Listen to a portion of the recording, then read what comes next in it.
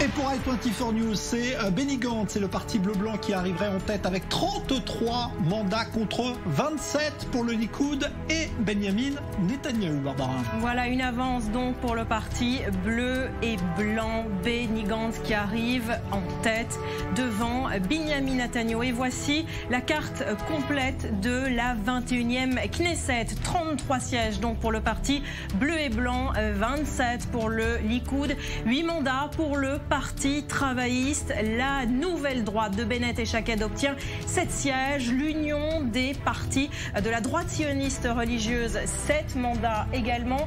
Le judaïsme de la Torah unifié, le parti orthodoxe, 7 mandats. Et le parti arabe Tal Hadash, 7 mandats également.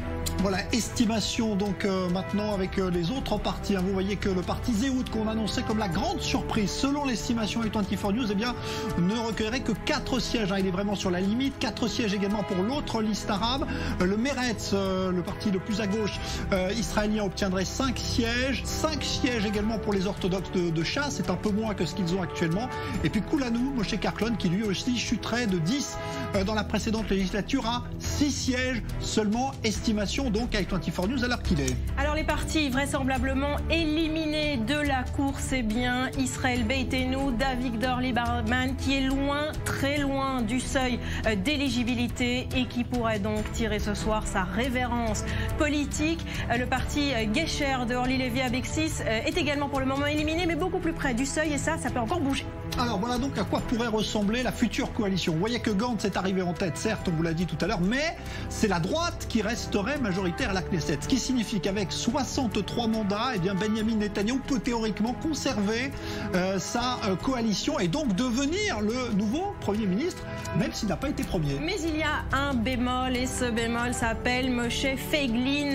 Zéhout, avec 4 mandats, pourrait être le faiseur de roi de cette élection. Moshe Feiglin, c'est le seul parti qui ne s'est pas engagé dans un bloc ou un autre, et on le voit avec 4 mandats. Si finalement Moshe Feiglin peut s'allier avec le centre-gauche, ils obtiennent donc le chiffre magique, une majorité de 61 mandats. Allez, on va peut-être jeter un coup d'œil aux chiffres de la télé israélienne. Et ben voilà ce que nous donnent pour l'instant les autres chaînes. Vous voyez que on est finalement sur des comparatifs assez proches. Gantz est devant ou à être très serré avec Benjamin Netanyahou pour la chaîne numéro 13 en Israël, mais sinon il est devant juste d'une voix pour la chaîne numéro 11, de 4 sièges pour la chaîne numéro 12. Mais ça ne signifie pas, encore une fois, on va vous l'expliquer encore et encore ce soir, ça ne signifie pas qu'il sera le prochain Premier ministre, parce que il y a cette coalition à rassembler. Et pour l'instant, sur ce que l'on a vu dans notre projection, eh bien c'est plutôt Benjamin Netanyahou, mais il y a l'inconnu du parti Zéhout, on va y revenir également, qui pourrait donc conserver son poste de Premier ministre parce qu'il aurait une majorité, ce qui ne serait pas le cas de Benny Gantz.